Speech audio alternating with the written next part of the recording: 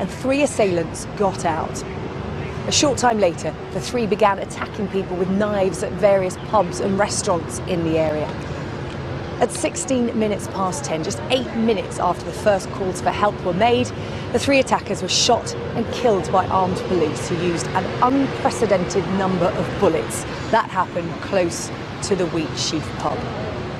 Well, I'm joined now by former SAS serviceman Phil Campion. Good morning to you, Phil.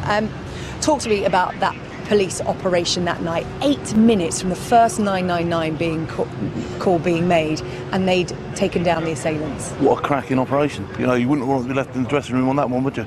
You know, they absolutely did to the book what they were supposed to do. They came down, they reacted. Yeah, that's a cold start. That's standing a start. You know, telephone goes, bang, 8 minutes later, there's 3 on the pavement, dead. And that's it. Regardless of how many rounds they fired or anything else, you can't pick that apart. They didn't hurt anybody. They came in and they just did exactly what they were supposed to do. So you can't knock them at all. Obviously, this kind of threat, this kind of attack is increasing. How is policing changing to adapt? Are we seeing evidence of that in their response on Saturday night? I think, yeah, obviously, you know, they're cross-pollinating a little bit with some of the military skills that I had. But I think now they're going to have to step up to the plate. And the ones that don't want to be armed are either going to have to get out eventually or be phased out. And then I think eventually everybody will be armed with the rate that things are escalating.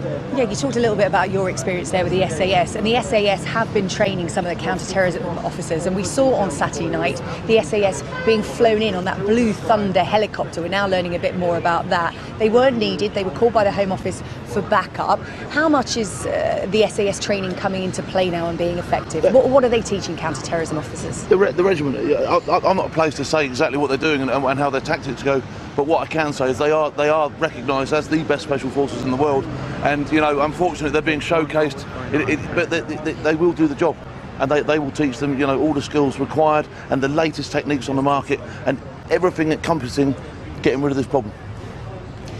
And in terms of what can be done, that is the big question that's being asked. The Prime Minister said enough is enough. What can be done to tackle this threat? Okay, Prime Minister, you're saying enough is enough. Right, we're saying enough is enough. Right, what you need to do now is you need to get these people that have been identified, get them off the streets. I'm not saying you've got to lock them up forever, but you've got to find out who's who. If you've identified them in any way, shape or form, you've got to get rid of them. You've got to do something about them. You've then got to look further into the problem.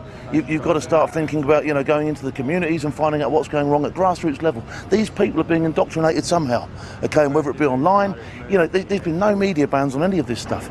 In the old days, they used to ban the media, they used to get to the root of the problem and then start rolling it out. Nowadays, it's just straight up in the air, and we're giving them what they want. You know, they've had more cameras down here than Oprah Winfrey could ever get. Do you know what I mean? So it's ridiculous. You're playing into their hands. You've got to absolutely nip it in the bud, put the media bans on, get on social media, get on top of them, drag them out of their beds, call them in, you know, interrogate them, find out what's going on, you know, and then you can work from there.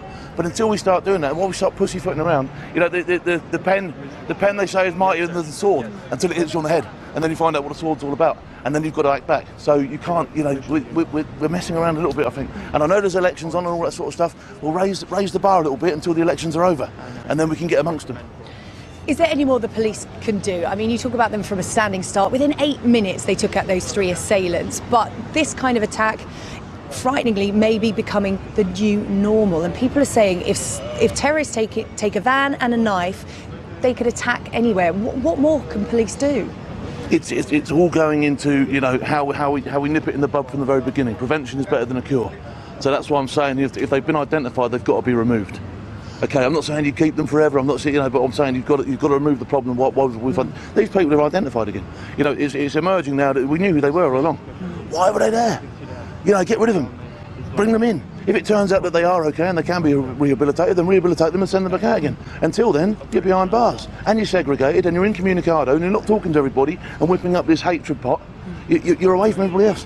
And then, you know, you're removing, you know, you're putting that bad apple in the barrel, the old fun. You know, they all turn bad, don't they? So you've got to remove them, you've got to get rid of it. Okay, Phil Campion, very interesting to speak to you this morning. Thank you very much for coming down to see us. See you.